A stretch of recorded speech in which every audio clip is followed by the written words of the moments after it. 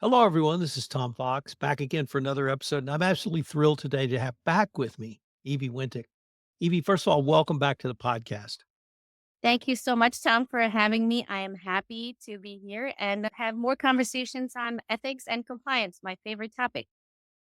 So, we had a really interesting podcast that was based on a LinkedIn article you wrote. And then you wrote a series of LinkedIn articles around top 10 best practices regarding ethics hotlines.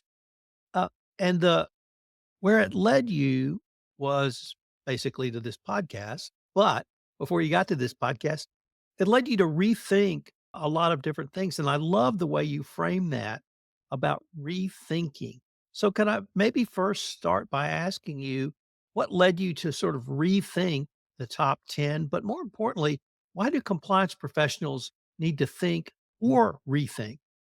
But yes, of course, I believe while we have our 9 to 5 kind of compliance responsibilities at the respective companies, we have so much to do. And a lot of this is prescribed by, the compliance program and all the different facets that we have to do that we don't generally have a time to just stop, pause, and think what it is, what we're doing, how are we doing it? Is there anything else we can do? Just meeting new people. I think those things are very important. So I've been fortunate enough to have some time to think. And there's a lot of ideas that I've had. We talked about the top 10 back to basics that had to do with hotline.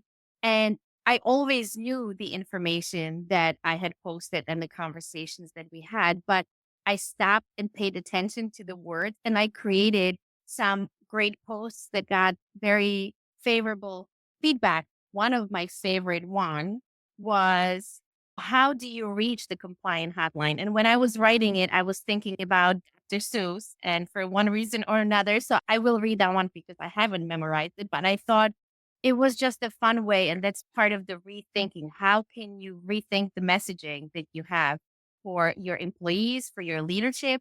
So here it goes. So, how can you reach it, the ethics hotline? Have you considered the many ways? They will call it on the phone with the voice that's clear through the tones that drone.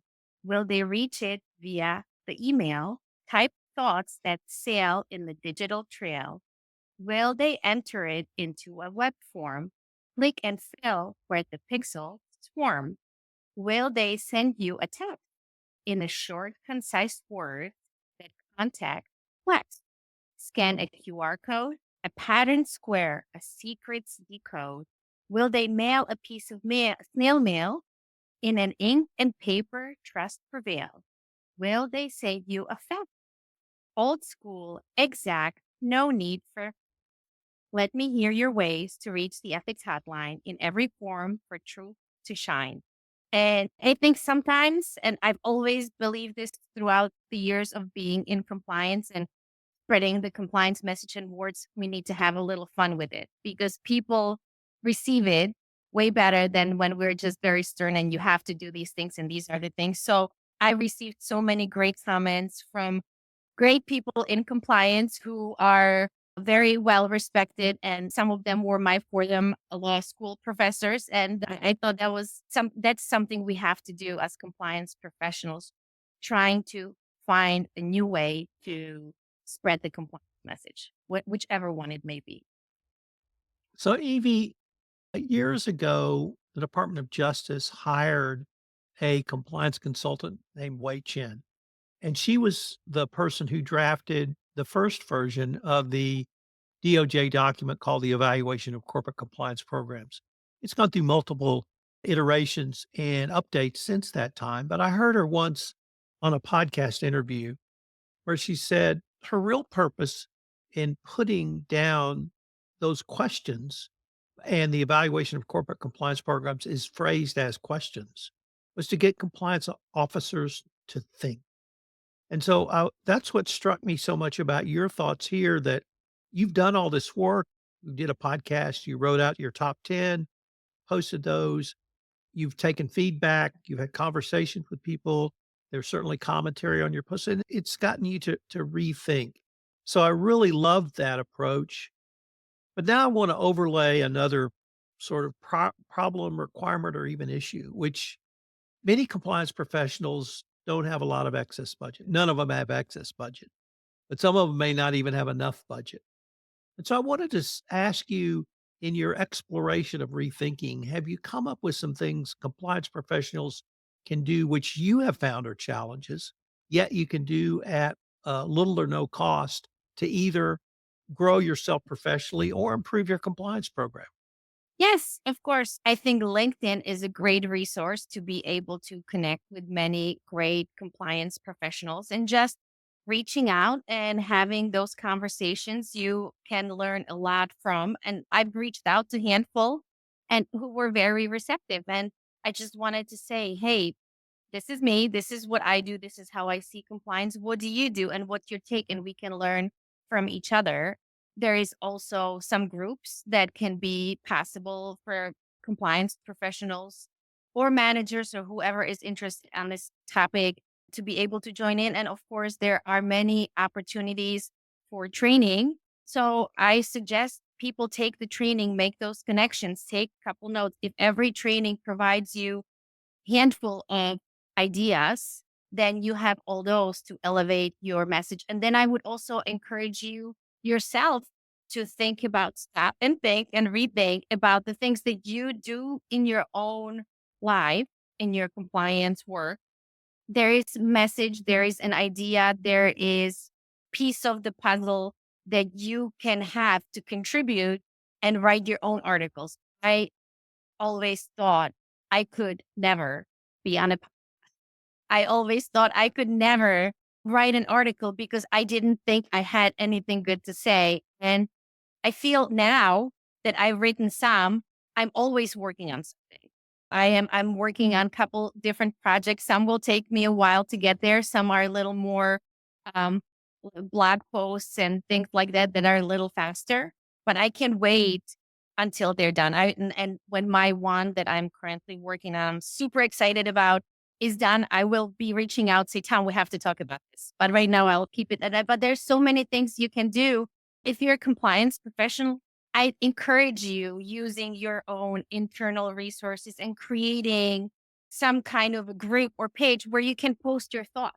It doesn't have to be so serious, but have fun with it. Post games. There's so many ways to be able to do that. I mean, for example, I have created a tiny, at the moment, an Instagram account, and I post different ideas as I am learning about the different tools on how to spread the compliance message.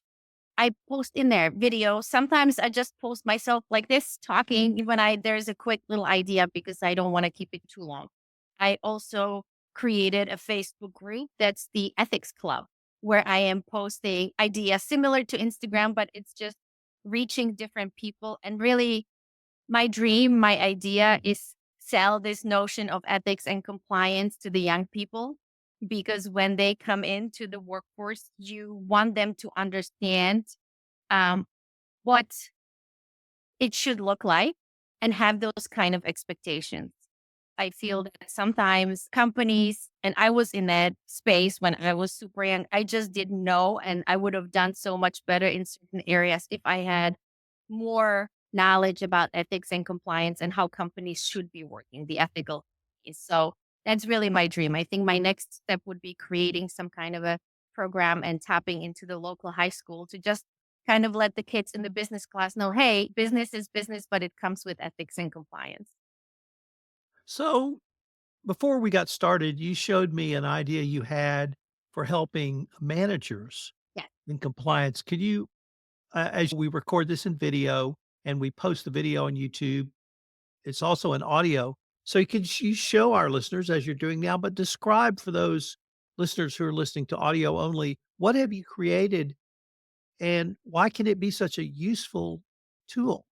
So I have created this queue that has different messages that basically say, let's talk about ethics, let's talk about hotline, let's talk about conflict of interest, let's talk about culture, let's talk about security. And you can create this kind of a visual tool to have on your desk. And really the idea is when you're teaching your managers to spread the compliance and ethics awareness. And hopefully, you can get them comfortable enough, sensitive enough to be able to have those conversations. I feel that if they have some visual tools, whether you're on a call or in person, if you have someone coming in, if I have this on my desk, there is a chance that the person who is coming in and seeing this is going to be like, hey, this is neat. So let's talk about ethics. And it will lead to a conversation and maybe a question, because sometimes people have questions and they don't know how to ask them or who to ask. So it's just to open the door.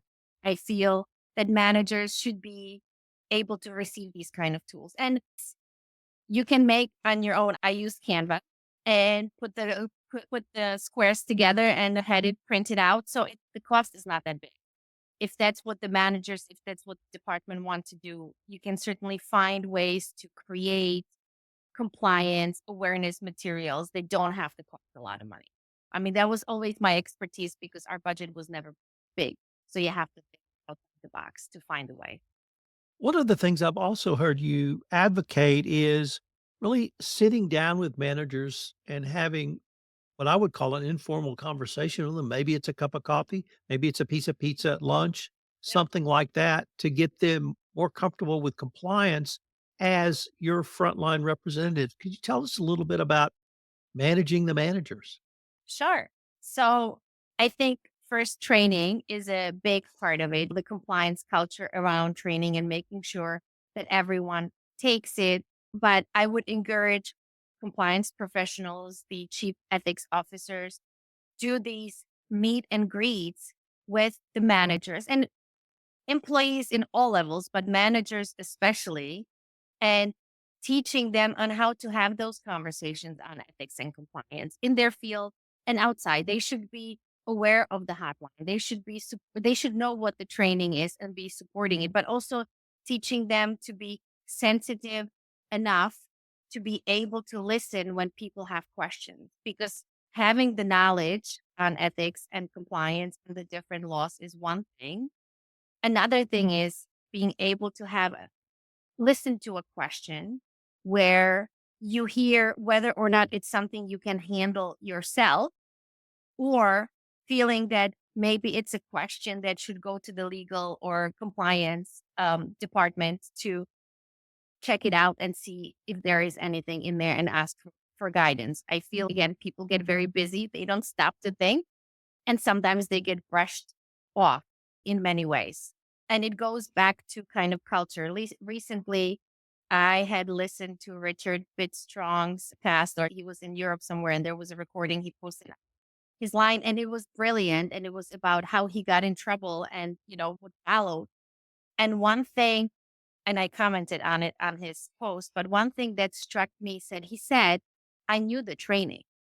I knew, but then he didn't ask, he just thought it was okay to do whatever followed, and I don't, have the specifics. So I'm like, then to me, it seemed like that was the culture, that even though the training said this, the culture said that.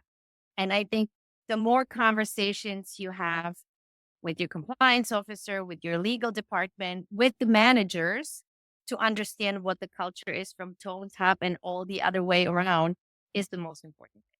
And you just want to make the managers feel comfortable, just like we're having a conversation. It's awkward. I know my first podcast was little nerve wracking for me, but I feel more comfortable to be able to talk about it. So, from experience, your quick tip of a day, it just takes practice. So, one of the areas I think you have been rethinking about is culture around disputes. Carrot or stick? What have you been thinking or rethinking about that? So, there are two things. There's culture around disputes. I bet the carrot and sticks you're referring to had to do actually with compliance training, right? At the top level, how do you get your super busy, high level executive employees take the training? Do they take it willingly? Or do you have to ask them 300 times and then you have to threaten them to shut off their systems to take the training? Or do you have it as a company part of the culture and it is in your performance review that you as an employee have taken all your training, and you as a manager know that all your employees have taken your training. Like, which is it? Is it the carrot or is it the stick? I think that tells you a lot about how the company views the compliance program, is how they deal with training I mean, at executive level, but at all levels. Like, are you required to take it? How do they get you to take it? And when it comes to the disputes, um, what it culture looks like. So recently, I was aware of a situation where there was a person who had an issue with someone that was really uncalled for, but the leadership team decided to kind of, in a way, appease him, and had the person who was just like the standbyer make changes to what they were doing, even that was not the right thing to do. But it was kind of like the squeaky wheel got the oil. So are we tough on those people who make frivolous kind of claims and are always complaining? Like, how are we handling them? Or do we tell them the policy is this and you are the one having to adjust? Or are we just going to listen? I think all those kind of places little pieces have a lot to do with the culture. How are we dealing with those situations? And I recently, in one of my conversations, have mentioned that situation to another colleague, and they knew right away what I was talking about. So, what I was aware of was not an isolated incident. It happens in the workplace, and I will circle it in. It goes back to the culture. How are we as an organization? Are we following the rules? Are we listening to the ones who complain more? I think all those things, the HR leadership team and a legal department and compliance department have to really step back and think, because just because it's always been that done that way doesn't mean that it's right way. And there's the place to rethink those ideas. How are we really going to handle it? Evie, I'd like to spend a few minutes and maybe circle back to something you touched on a little bit earlier, and that was changing the narrative for our children around compliance and ethics. Yeah, And I'll tell you my story, and then you can tell me yours. sure. So, when my daughter was about 15 or 16, I wanted to see if she knew what a whistleblower was.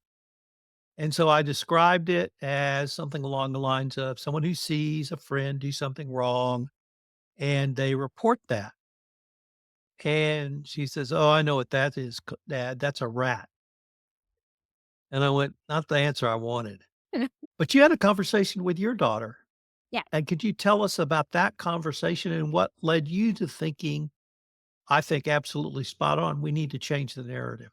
Yeah, so it was just recently. So first I'll address my son. So I have a little guy who is 10, and I asked him, "Hey, what a policy is." And actually, and I think I posted it somewhere, you would be able to see what he said, but he was pretty spot on. So it's funny, in the age of 10, when you talk about policies, they get it, right? So she is 16, and it was just a couple of weeks ago. We are talking about all these posts and things that I do on ethics and compliance. And I said, I really want to bring that to the high school and have you guys just know what ethics and compliance is, so that when you go to work, you're starting to work in various places. You should know the expectation. You should know that you have rights and there's certain rules that you have to follow. And she's like, "Mom, nobody wants to know about ethics."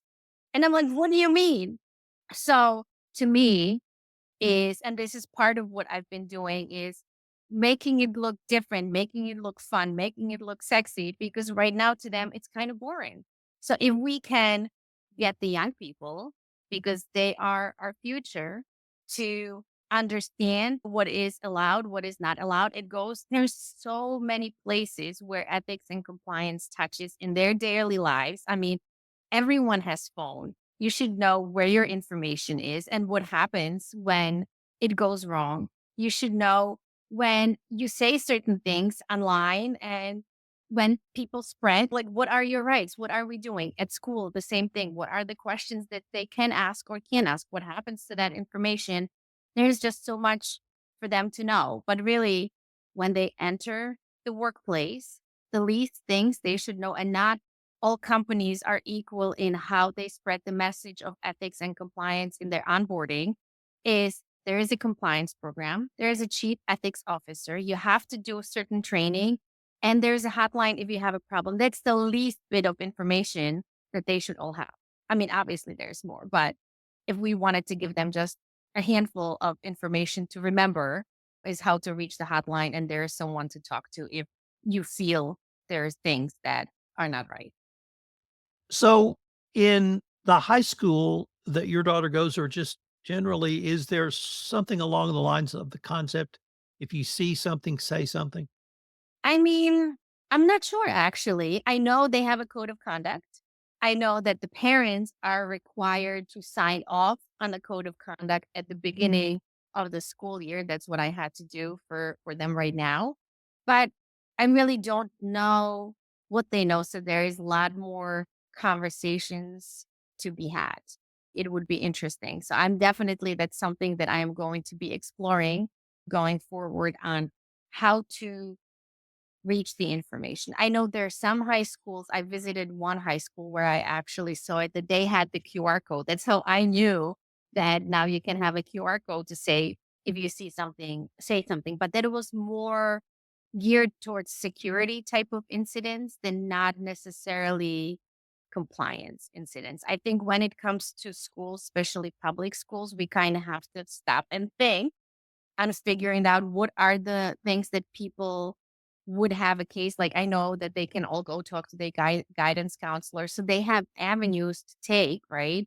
They have the vice principals, at least in the high school, every grade level, it's a big size. So every grade level has a vice principal. So there's always someone to to listen. But what if you don't feel comfortable to say something? How do you get that message?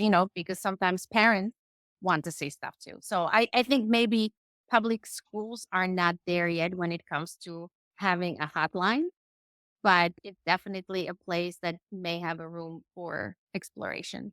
Evie, unfortunately, we are near the end of our time for this episode, but before we leave, I wanted to ask you, I think you told me you have a new website. Yes. So my Eh, new yep, my and new web how yes, sorry, at ethical edge expert dot com and putting some information on there as to what I am about and creating culture of compliance and helping companies to get there and find little or big ways to make those improvements. No job, no idea is too small to kind of explore. I think that's great. And then I did mention my Instagram account, which is also ethical underscore edge underscore experts. And then I would check out the group on Facebook that is called the Ethics Club. I think the information there is fun. We can have conversations and just talk about ethics and compliance and explore that field all together. So thank you so much, Tom, for having me. It's been a pleasure this morning. I'm super excited. And anytime I'm welcome back, I'll jump on that opportunity. you just keep thinking and rethinking, definitely gonna have you back. Thank you so much. Appreciate it.